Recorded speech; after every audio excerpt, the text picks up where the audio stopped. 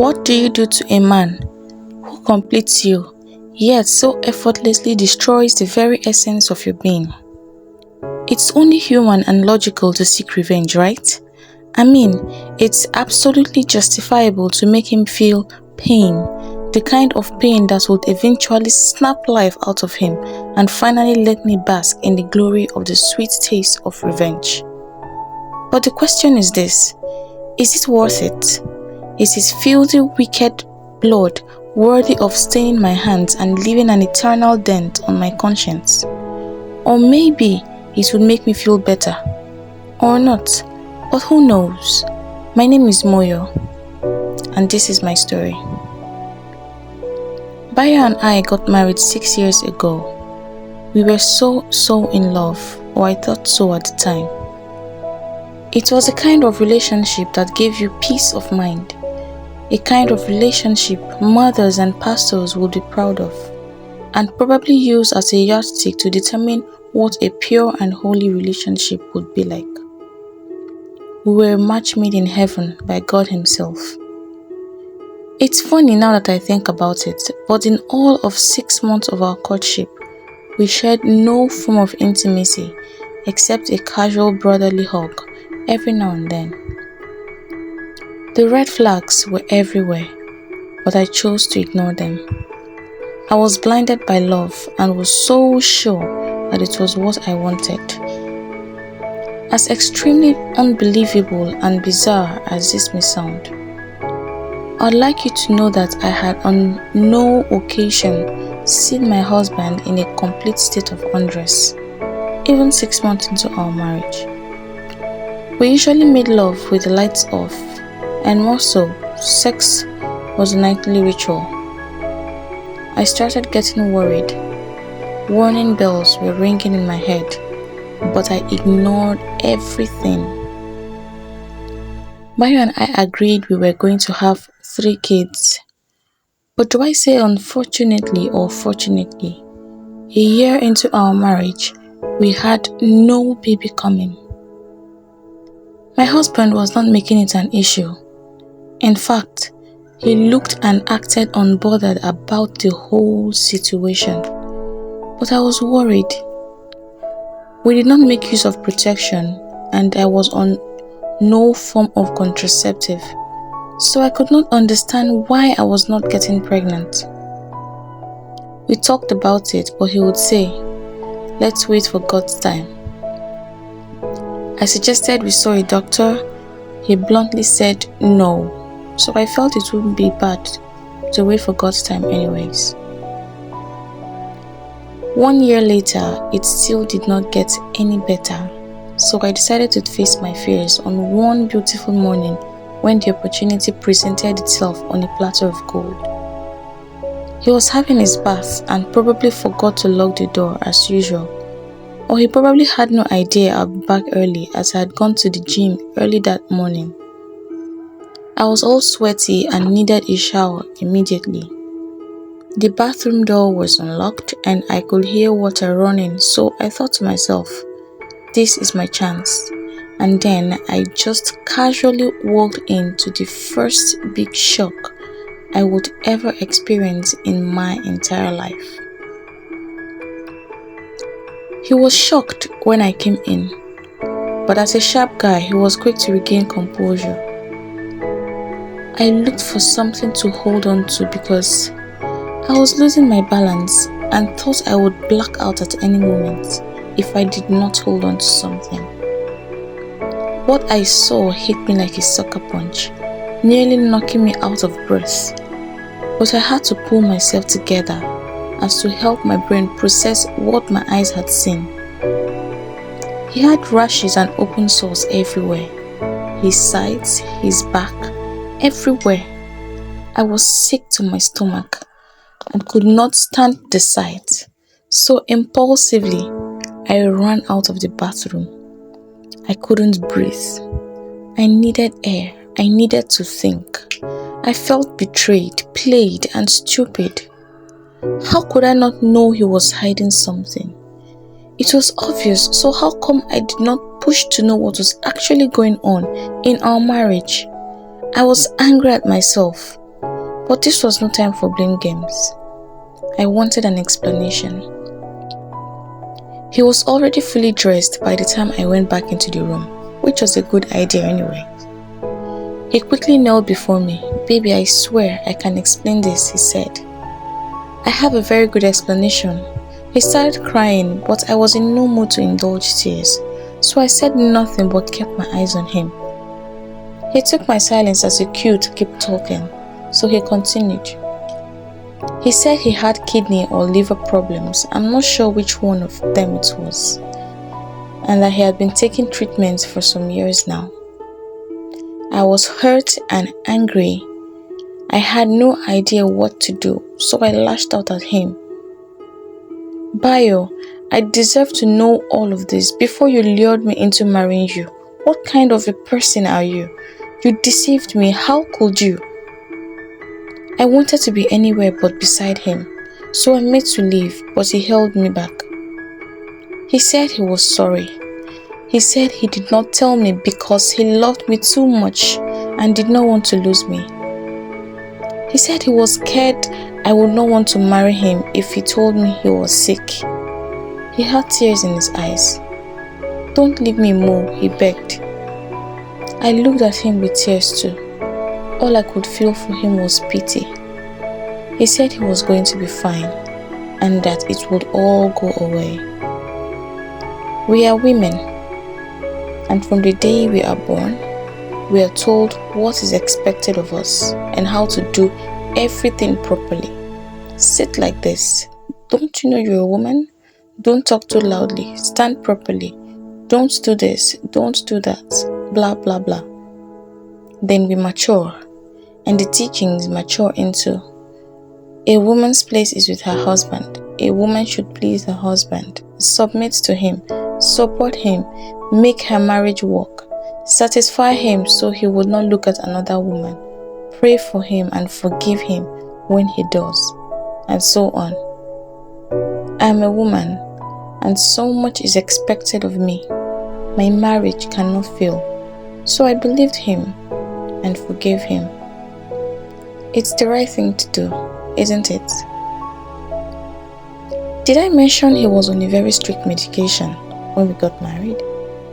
Oh yes, he was on medication from the day one of our marriage. He took these really large, colorful pills, which he said were supplements and vitamins when I asked. But after the confrontation, I believed it was for his illness, so we continued living our normal lives. 6 years into our marriage, the sickness did not go away, and I became really worried. Plus, he was trying so hard to counter all my suggestions as to making babies. So I became really worried again. I started to suspect that something fishy was going on, but I knew asking him would be useless.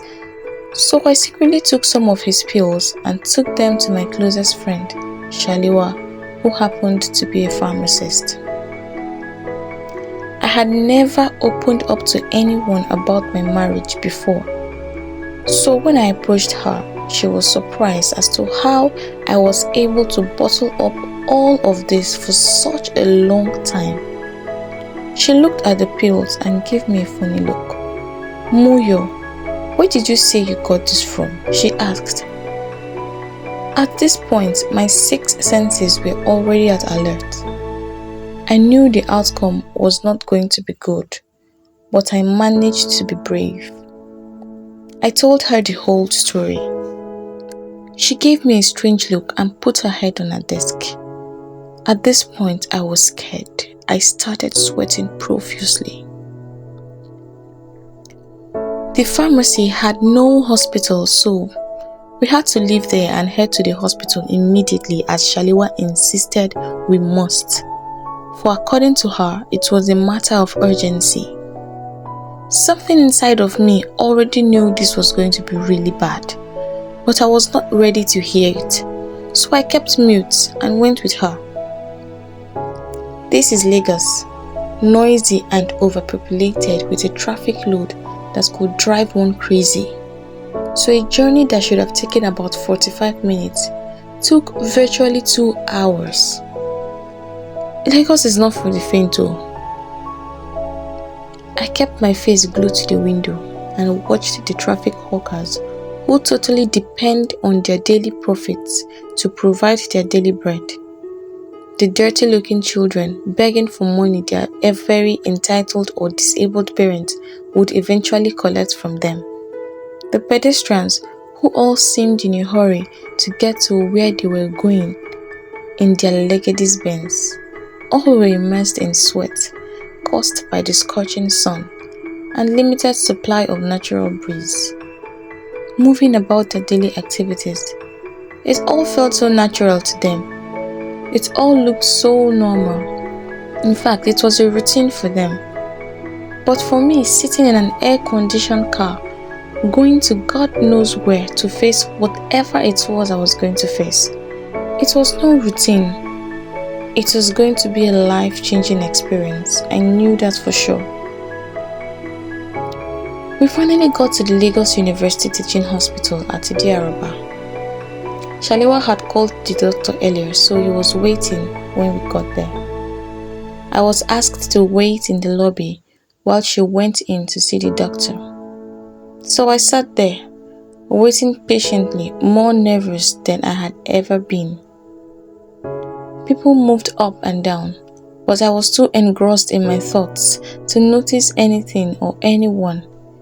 I felt like a child who had broken mommy's favorite teapot and was waiting to be punished.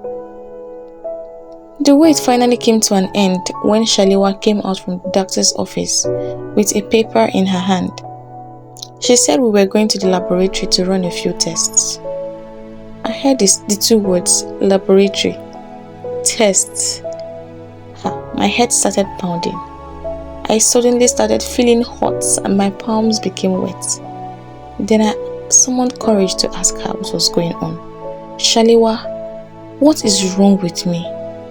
She looked at me and I saw what looked like pity in her eyes. Mo, we are not sure yet what it is, but we need to run a few tests as to be sure of what we are dealing with. You are lying to me, Shaliwa, I fired back at her. You know what is going on. What are those medications for? Calm down, she said. The doctor and I are here for you.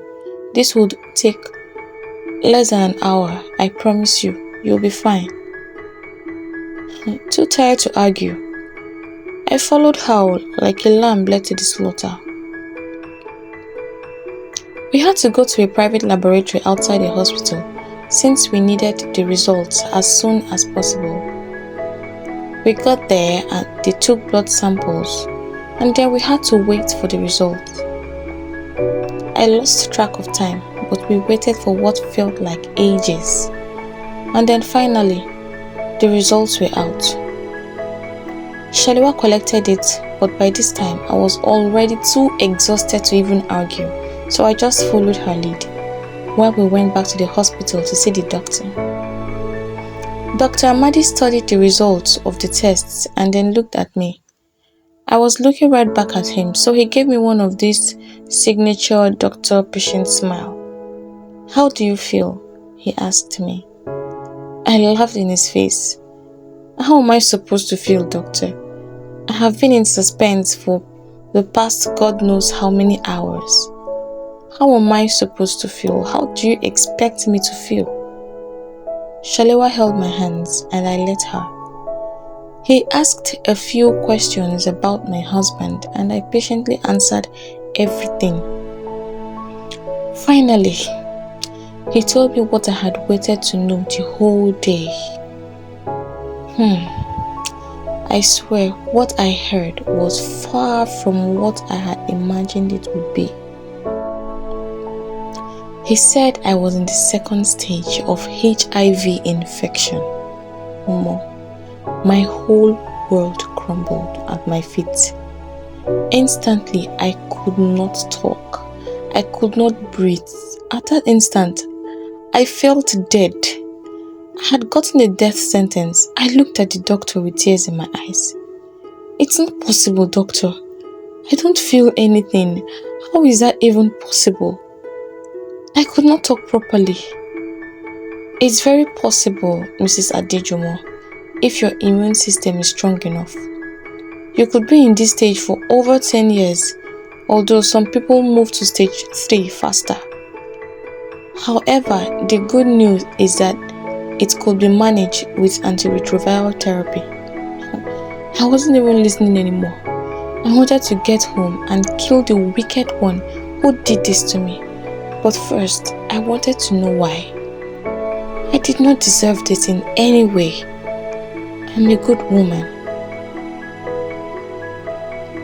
That day when I got home, I went home a broken woman. I have been condemned and sentenced to death by the one I loved more than anything in the world. On my way home, the only thing I could think of was revenge. There was a storm raging on the inside of me, a volcano waiting to erupt. I felt the hot furnace of rage burning inside me, and I no longer wondered why they say hell had no fury like a woman scorned. I could only think of 1,000,001 ways to make him pay for what he had done to me. I did not care what his reasons were. He had absolutely no right to do this to me, or anyone else for that matter. I do not know how, but I managed to reach home in one piece. He was not home, so I picked up my phone to call my mother and tell her everything that had happened to her only child, and probably cry my eyes out. But I could not bring myself to do that over the phone, so instead, I plotted my revenge. Yes, I would kill him and then kill myself too. We were going to die anyways, so it would not make so much difference, but I would make him feel pain. I started making dinner in a somewhat lighter mood. No, I would not poison him. That would be me being too lenient, and this was no time for leniency. I set the table as I would normally do and waited for him to come home. Shalewa called me endlessly. I did not want her to barge in on me and spoil my plans, so I picked up and assured her everything was okay, that I just needed time to process everything. I had already processed everything and had decided what would become of the both of us. I was going to kill him. He had the intent all along to destroy me.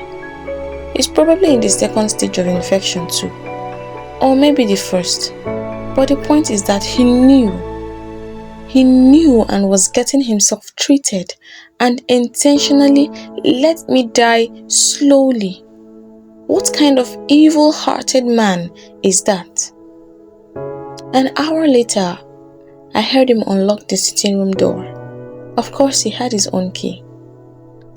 So I quickly comported myself and stood to welcome him. He took a look at me. "Are you okay, babe?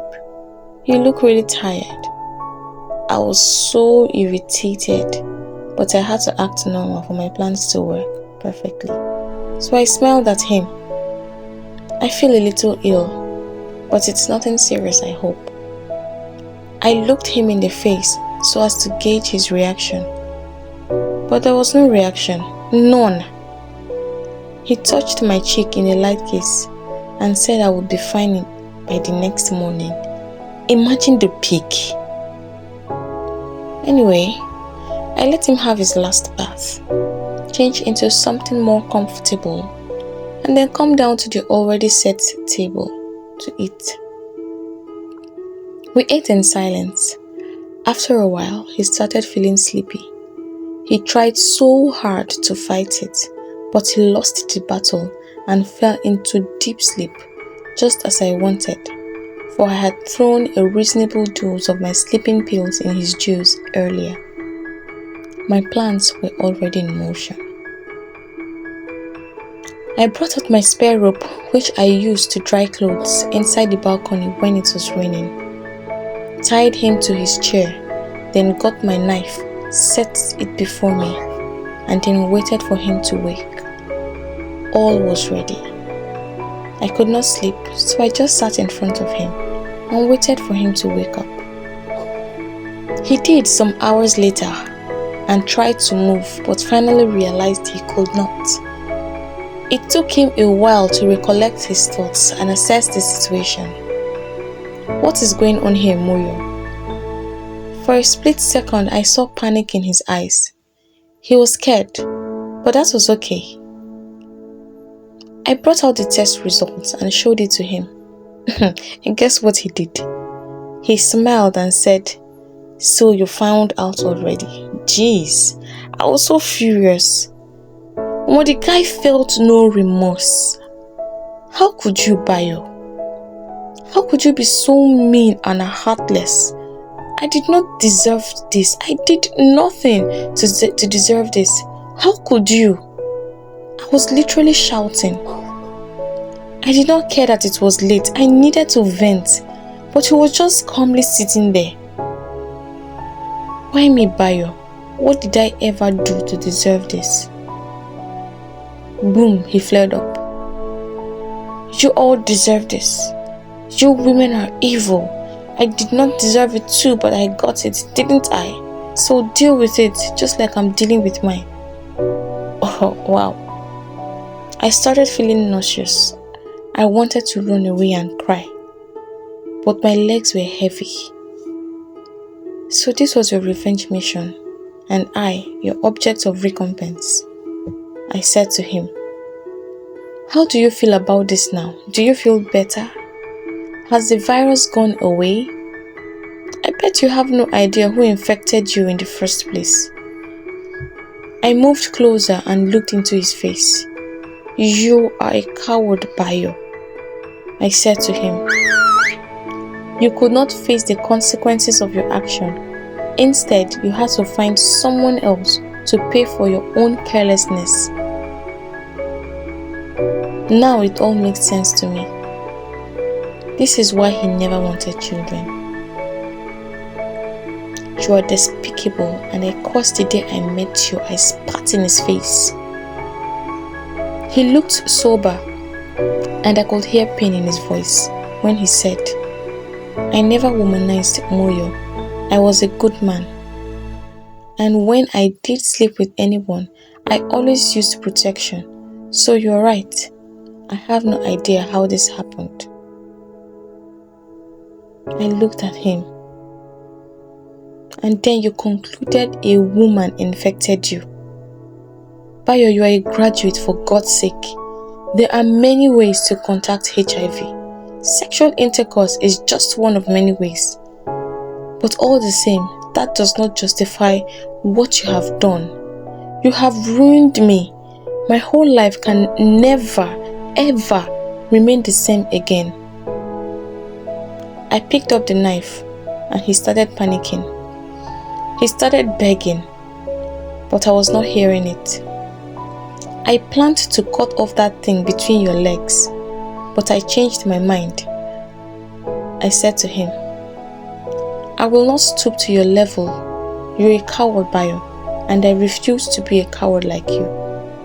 I will not have your filthy infected blood on my hands. Yes, I am damaged, and I have no idea if I will ever get past this, but I'm willing to try. I hope you rot in hell. With that said, I got up and went into the room we once shared to pick up a few things. There was no marriage anymore. There was no point to stay or even pretend we could salvage what is left. The truth is that there is absolutely nothing left. I could not even stay till morning. His presence disgusts me, and I would forever bear the evidence of his brutal punishment. I wanted to be far, far away from him, as far as possible. So I took his keys, cut him loose, and walked out of the door. He did not try to stop me, and I really appreciated that. It was almost 3 a.m., so I just sat in the car and cried my eyes out. I called my mother to tell her I was coming home. She panicked and wanted to know what had happened. I told her I was sick and needed her attention. She bought it. It was not totally a lie though. After I hung up, I cried.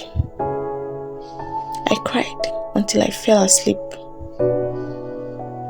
There was light everywhere when I opened my eyes. I took some time to recap the events of the previous day. I decided my decision to leave was the best. It was good I let his conscience take revenge for me. I would not want to make the same mistake he made. Still holding that thought, I drove out of the compound. On my way, I called Shaliwa and told her where I was headed, and she agreed to meet me there. My mother lived in Badagry, so I had to drive from Yanoba, where we lived, to Badagry. It was not supposed to be a very long drive, but then again, welcome to Lagos. My mother was waiting when we got there that morning. She took a look at me and knew all was not well. This is a short story, so let me cut to the chase. I told her everything that had happened. She held me and cried. We cried together, and that was how Shaliwa met us when she came in. They both held me and assured me that they would be with me every step of the way. I do not know if I would ever be emotionally, physically, or psychologically whole again. I had no idea if I would ever get past this whole situation, but I knew for sure that I would never trust any man ever again. I have forgiven Bayo in my heart, but I doubt I'll ever forget. This does not make me a weak person. It only means that I do not want to give room for bitterness in my heart. 2 days later, we learned that Bayo had committed suicide. I did not feel anything. No pain, no loss. Nothing at all. That chapter of my life is over. I will move on and salvage what is left of my life. I have my friend, my family, and of course, my doctor. What more could I ask for? I will live for as long as I can and make the most of my life. Even if you do not agree, I am still a strong woman.